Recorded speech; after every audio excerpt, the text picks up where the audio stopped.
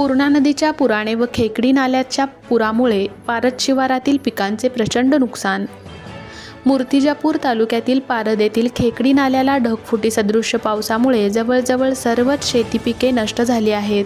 तसेच याच पावसामुळे पूर्णा नदीच्या पाण्याने शेती पिकाचे पूर्णतः नुकसान झाले आहे। या नुकसानीचा सर्वे करून शेतकरी यांना मदतीचा हात द्यावा अशी मागणी शेतकरी वर्गातून होत आहे। यावेळी बऱ्याच वर्षानंतर मृग नक्षत्रात अर्थात जून महिन्यात सर्व शेतकऱ्यांनी पेरणी केली होती।